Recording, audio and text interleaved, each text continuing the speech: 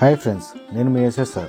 ఈరోజు మరో వీడియోతో మేము ముందుకు వచ్చేసాను. ఈరోజు చాలా స్పెషల్ వీడియో ఫ్రెండ్స్. అది ఏంటంటే వైకుంఠ ఏకాదశి పర్వదినాన మన రాజోలి గ్రామంలో ఉన్నటువంటి వైకుంఠ నారాయణ స్వామి టెంపుల్కి వెళ్ళి దర్శించుకోవడం మరియు వైకుంఠ ఏకాదశి విశిష్టతను గురించి వీడియోలో చెప్పడం జరిగింది. కాబట్టి అందరూ వీడియోని చివరి వరకు చూడండి. ముందుగా మనం రాజోలిలోకి ఎంట్రీ అవ్వగానే గాంధీ చౌక్ వస్తుందండి. గాంధీ చౌక్ నుంచి లెఫ్ట్ తీసుకుని వెళ్తే ఒకే రూట్ అండి, స్ట్రైట్ గా బస్ స్టాండ్ కి తీసుకెళ్తుంది. ఆ బస్ స్టాండ్ నుంచి చూస్తే పూర్వీకులు కట్టిన కోటగోడలు కనిపిస్తాయండి. ఆ కోటగోడల మధ్య దర్వాజా నుంచి మనం గుడిలోకి ఎంట్రీ అవ్వాల్సి ఉంటుంది.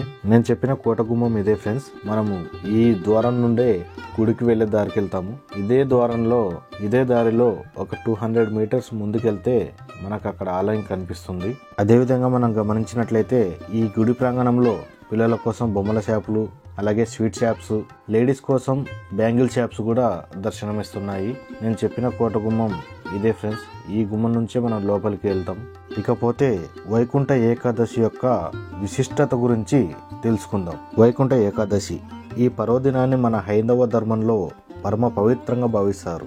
ఈ నేపథ్యంలోనే ఉపవాస దీక్షతో శ్రీ మహావిష్ణువును ప్రసన్నం చేసుకునేందుకు భక్తులు తాపత్రయపడుతుంటారు. అలాగే వైష్ణవాలయాలు ఉత్తరాన మార్గం భక్తకోటి భజనలతో మార్మోగుతూ ఉంటాయి. ఈ పర్వదినాన సూర్యుడు ఉత్తర మార్గంలో ప్రయాణం చేస్తూ ధనస్సులోకి ప్రవేశించే సమయానికి వైకుంఠ ఏకాదశి వస్తుంది. ఈ సమయంలోనే విష్ణు భగవానుడు గరుడ వాహనంలో బయలుదేరి తాను మురుడు నుంచి విముక్తి కలిగించిన 3 కోట్ల మంది దేవతామూర్తులతో కలిసి ఉత్తర మార్గంలో ప్రయాణించి వైకుంఠం యొక్క ద్వారాలు తెరిచి భక్తులను సందర్శిస్తారు. కాబట్టి దీన్ని ముక్కోటి ఏకాదశి అని కూడా పిలుస్తారు. అందుకే వైకుంఠ ఏకాదశి రోజున మాత్రమే ఆలయం యొక్క ఉత్తర ద్వారాన్ని తెరుస్తారు. ఈ రోజున ఎటువంటి ఆహారం తీసుకోకుండా ఉపవాస దీక్షలతో మహావిష్ణువును పూజిస్తే మరో జన్మంటూ లేకుండా వైకుంఠ ప్రవేశం లభించి స్వర్గసిద్ధి కలుగుతుందని ఇంతటి విశిష్టత కలిగిన ఏకాదశి రోజున ఉపవాస దీక్షలో భాగంగా అన్నాన్ని ముట్టకుండా, అలాగే భార్యతో సంయోగానికి దూరంగా ఉండి రాత్రంతా జాగారం చేయాలి. ఇలా చేయడం వలన విష్ణు భగవానుడి అనుగ్రహానికి ప్రాప్తులవుతారు. అదేవిధంగా ఇంత పురాతనమైన గుడిని సంరక్షిస్తూ ఇలాంటి కార్యక్రమాలను ఇంత అంగరంగ వైభవంగా చేయడం అంటే అంత సులువైన పని కాదు. అలాంటిది వారి పనులను పక్కన పెట్టి ఇలాంటి కార్యక్రమాలను ఇంత వైభవంగా చేసే గుడి అర్చకులను మరియు ఊరు పెద్దలను కలిసి మాట్లాడే ప్రయత్నం చేద్దాం.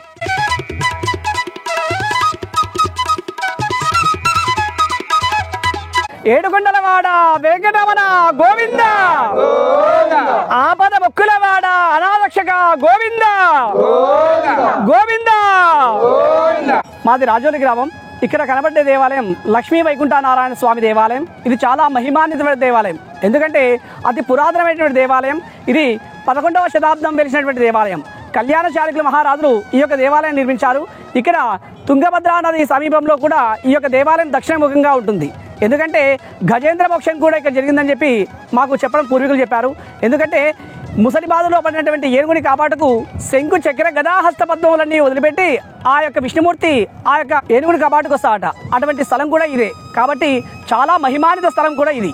గోవింద ఏడుకొండలవాడ వెంకటరమణ గోవింద, ఆపద మొక్కులవాడ అనారక్షక గోవింద. ఈరోజు ముక్కోటి ఏకాదశి కనివినిగినటువంటి ఏర్పాట్లతో దాతల సహాయ సహకారం చేత వైకుంఠ ఏకాదశి సంబరాలు రంగరంగ వైభవంగా నిర్వహించారు. అందులో ముక్కోటి దేవతలు కూడా ఉత్తర ద్వారం నుండి స్వామివారిని దర్శించుకుంటారట. కనుక భక్తులు వేలాదిగా వచ్చారు. ఇప్పటికే స్వామివారిని దర్శించుకుంటున్నారు. వచ్చినటువంటి భక్తులకు కూడా దాతల సహాయం చేత అల్పాహారం మరియు తీర్థ ప్రసాదాలు కూడా ఇస్తున్నారు. ఏడుకొండలవాడ వెంకటరమణ గోవింద గోవింద. శ్రీ లక్ష్మీ వెంకటేశ్వరాయ నమః, గోవిందాయ నమః. ఈరోజు శ్రీ లక్ష్మీ వైకుంఠ నారాయణ స్వామిలో వైకుంఠ ఏకాదశి పర్వదినం పురస్కరించుకొని అశేష జనాలకి ముందుగా నా యొక్క నమస్కారములు. నేను మాజీ సర్పంచ్ రాజోలి గోపాల్ని. ఇక్కడ గత దాదాపుగా ఒక 10 సంవత్సరాల నుంచి ఇక్కడ చాలా బ్రహ్మాండంగా జరుగుతుంది. ఇంతకుముందు పెద్దలు ఇది 11వ శతాబ్దంలో రాజవంశీకులు అని చెప్పేవారు. ఇది గుడి కట్టించినప్పుడు తిరుపతి కంటే మొదలంట. ఇది మాకు తెలిసిన పెద్దలు చెప్పేవాళ్ళు. తిరుపతిలోనే రెండవది, ఇదే మొదటిది అని చెప్పేవాళ్ళు. అటువంటి ప్రఖ్యాతమైన దేవాలయం ఇది. అటువంటి దేవాలయంని మేము 2019 దాదాపు గత 6 సంవత్సరాల నుండి ఈ ప్రజల సమక్షంలో అందరి సహకారంతో, పెద్దల సహకారంతో ఈ పర్వదినంను పురస్కరించుకొని చాలా బ్రహ్మాండంగా చేస్తున్నాము.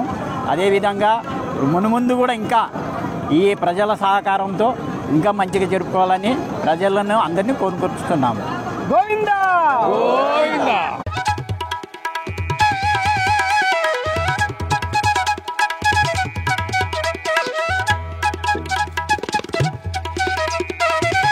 ఇలాంటి వీడియోలు మరెన్నో చూడాలంటే మా ఛానల్ని సబ్స్క్రైబ్ చేసి పక్కనున్న బెల్ బటన్ నొక్కండి. అలాగే లైక్ చేసి షేర్ చేయండి. Thanks for watching.